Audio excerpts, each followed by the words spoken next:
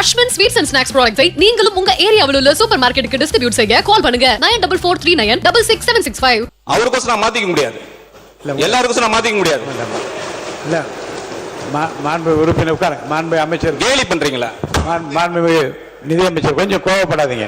தமிழக சட்டமன்றத்தில் நடந்த நிதிநிலை அறிக்கை மீதான பொது விவாதத்தின் 2ஆம் நாளில் எம்எல்ஏ ராஜேந்திரன் நிதிநிலை அறிக்கையை வாசித்த அமைச்சர் மரிய வில்சன் உதிர்த்த ஆங்கில வார்த்தைகள் நேர்த்தியாக இருந்தது, ஆனால் தமிழ் சொற்றொடர்கள் பிழையாக இருந்ததாக சுட்டிக்காட்டினார். அதோடு மட்டுமல்லாமல் பள்ளிக்கல்வித்துறை அமைச்சர் ராஜ்மோகன் தனது வாதத்தால் சட்டமன்றத்துக்கு பலம் சேர்ப்பதாகவும் நிதியமைச்சர் மரிய வில்சன் சரியாக வாசிக்க அவரிடம் டியூஷனுக்கு செல்ல வேண்டும் என கூறியது தாவேகாவினரை எரிச்சலூட்டியது.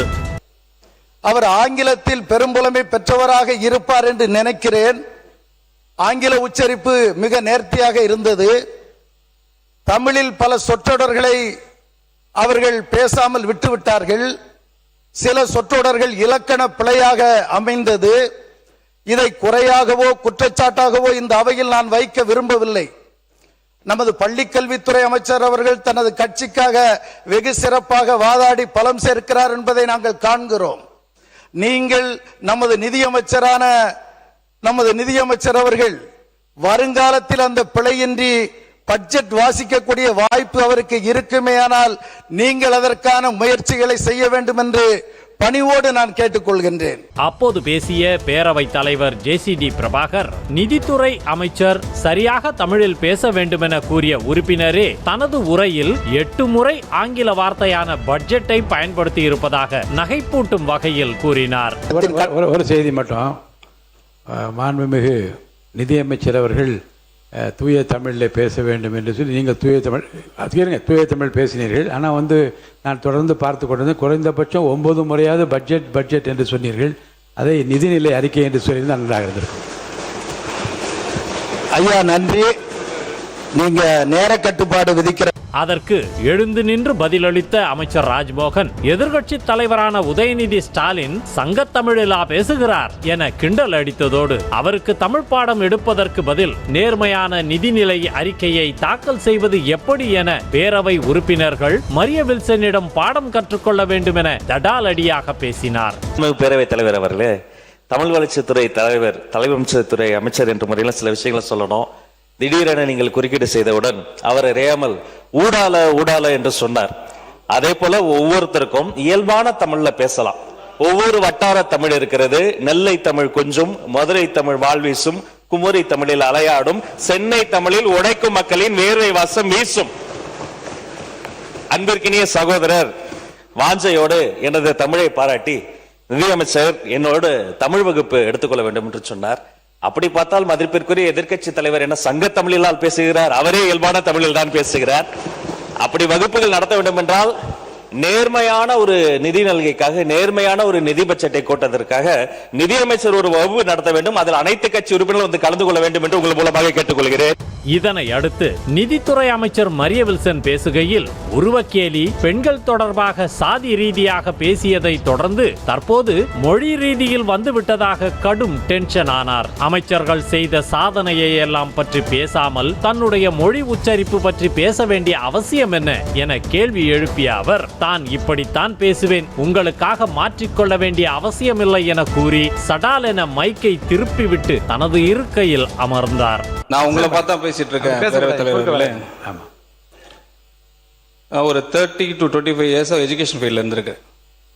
என்னோட கம்யூனிகேஷன் எல்லாம் இங்கிலீஷ்ல தான் இருந்திருக்கு. இப்போ இந்த மாமன்றத்தில் அவர் சொன்ன மாதிரி கொஞ்ச நாளாகவே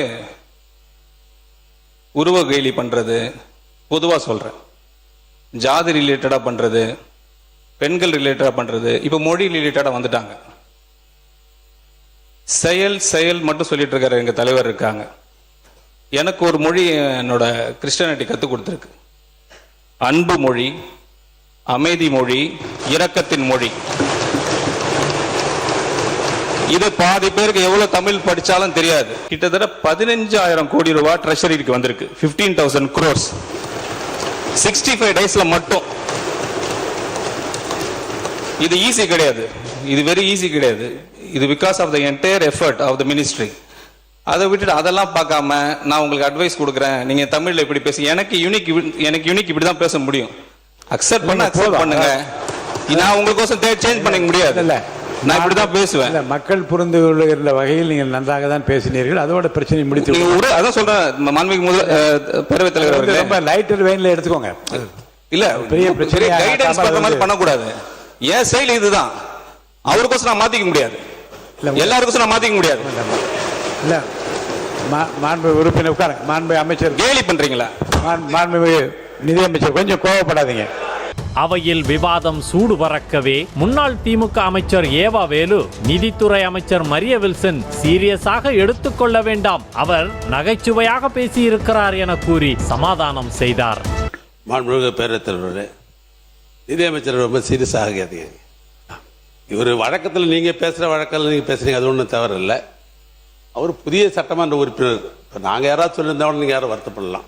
அவர் புதியதாக இப்போ தான் அந்த கன்னி பேச்சு பேசுகிறார். ஒரு புதிய சட்டமன்ற உறுப்பினர் வந்திருக்கிறார். அவர் திருநெல்வேலி பகுதியை சார்ந்தவர். அவர் திருநெல்வேலி மொழிக்கும் வட சென்னை மொழிக்கும் தென் சென்னை மொழிக்குமே வித்தியாசம் இருக்குது. தென்னார்காடு மாவட்டத்திலலாம் பார்த்தீங்கன்னா 82, 83 தான் சொல்லுவாங்க, 82, 83 சொல்ல மாட்டாங்க. பழக்கம் வீடுன்னு சொல்லுவோம் பல பேர். தென்னார்காடு மாவட்டத்தில் ஊடுன்னு சொல்லுவாங்க, வீட்டுக்கு போறேன்னுவாங்க, வீட்டுக்கு போறேன்னு பண்றாங்க. இது அந்தந்த மாவட்டத்தில் இருக்கிற பழக்க வழக்கங்கள். அவர் ஆங்கில பள்ளிக்கூடத்தில் படித்தவர். ஏன்னா அவர் மாப்பிள்ளையா இருக்கும்போது எனக்கு அவருக்கு தெரியும். ஏன்னா என்னுடைய அண்ணனுடைய மாப்பிள்ளானால அவர் கல்யாணம் பண்ற காலத்தே தெரியும். அப்படிதான் பேசுவார் அவர், எனக்கே தெரியும். அதுவும் தமிழ்நாட்டை பொறுத்தவரைக்கும் இருமொழி கொள்கை உள்ள மாநிலம் இந்த மாநிலம். ஆங்கிலமும் தமிழும் இரண்டும் உள்ள மாநிலம். அவர் கன்னி பேச்சில் வந்து ஒரு நகைச்சுவையாக சொல்லுன்ற அடிப்படையில் சொல்லப்பட்டதை ஒழிய அதான் நீங்க சீரியஸ் ஆகணும்னா நீங்க எப்பவுமே நீங்க பேசுற மாதிரி. இன்னொரு முக்கியமான செய்தி சொல்லிடுறோம் இது தொடர்பாக.